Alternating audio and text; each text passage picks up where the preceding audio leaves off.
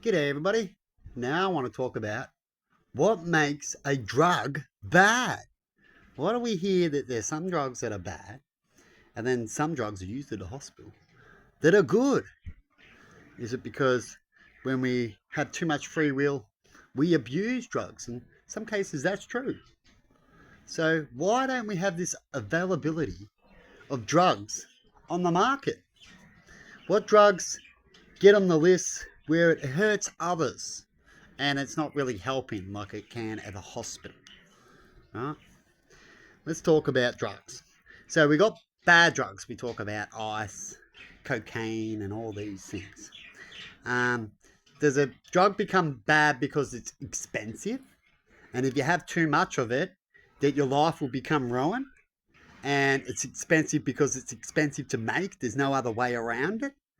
Or is it bad because it's expensive because someone else is trying to help, or they're being bad by using and abusing the area that they know that people will need it and want it, like game systems do, or they can price more for something that's not valued as much, as I talked about before when it comes to radio rentals pricing on a game machine on one value and a washing machine on another one. They're both the same value, but one wants $6 a week and the other one wants 20 for the game machine, because the game machine is more valued and more needed in the area of people who sit around and don't do much, I guess. Right? That's why you get the radio rentals in the first place. And so they understood that and they made a profit out of it. So when it comes to what drugs are bad, in my eyes, is that drugs that someone takes something and if they abuse it, like if they take too much, what happens when they abuse it? How do they react? What's the worstest outcome if they have too much of the drug? Isn't that right, Emma? For when it comes to what's the baddest drug? Yeah. And then, so we've got cocaine and all these things, and apparently they go crazy. Like if they don't have it, they go crazy very quickly. It's very expensive. So because it's expensive, and that's because of other issues, right? Not because it's expensive to make, um, they end up stealing, right? And it's a circle that everyone puts themselves in because certain areas aren't right, right? And so one area is trying to make it right in their way, and image is not quite right, and another one's doing the same thing.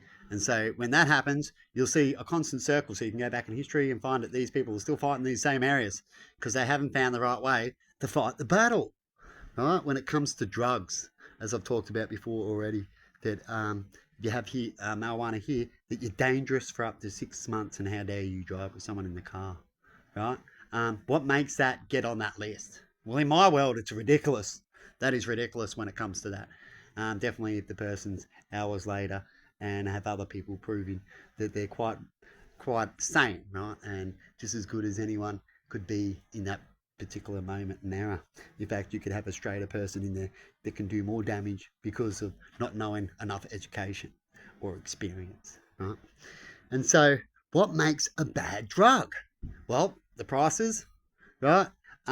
What it does to your body, how it makes you react towards others when you don't have it or when it's hard to make, right? So, if you have something that's not good for you, eventually you have to get off it. And then to get off these things, that means they need their life to be right. And if their life's not right, well, they get stuck in a predicament out there, like you hear a lot with druggos, in a circle of a constant fight, and definitely with the people with their laws. And so I believe what makes a deadly drug is that it harms you. There's another better drug that you could have instead of that drug, that's better for you, but you choose to use that drug, right? Um, it makes you addicted really badly. So the more the drug can make you addicted, the more deadly that drug is. Um, Once you start it, you might not stop. Right? It's hard to stop. So that's a bad drug. When it comes to what's the best drug to start try to get rid of as classes in arresting people. If I was a leader and I had to make these lists, and these lists are everywhere, all around the world, and they're different because of different cases, which is sad. That one country can't show another country the best way of drugs, and some countries are trying to use science, but even science doesn't help when it's just their say, and you can get their says in some places because of religion, and they're just too hooked. You know how some people are grown up in something, it's hard for them to get out of it, kind of thing.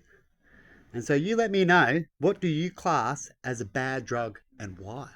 See, I believe that some countries class marijuana as a bad drug because they don't like it, that they can't make profit off it too well or control it too well to make profit in that area. Except say it is what it is. You know what I mean? Because there's a lot of other drugs that can be controlled by stopping people from getting certain materials that are hard to get individually by yourself. So you need things to create a machine. You can fight the drugs that way easy and find out things through um, who's doing what through that. But when it comes to just chucking out a seed, well, we're all got to learn how to get along with that because apparently I've seen a lot of religions pretty much saying that if it's in a seed and it was created by God, that we all need to learn to get along with how we can use that seed righteously and collectively. Isn't that true, Emma? Yeah. So have a good one out there. And I find that the best drugs we will find will be a simpler drug that doesn't need so much machinery. But the devil likes machinery or business as that helps them control, doesn't it? So you let me know what you think should be at the top of the bad drugs and what should be at the bottom.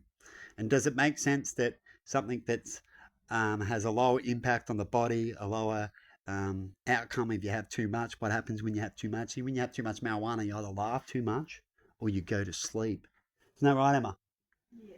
Yeah, that's like 90 over 90% of the case. When it comes to other drugs, what does it do to you?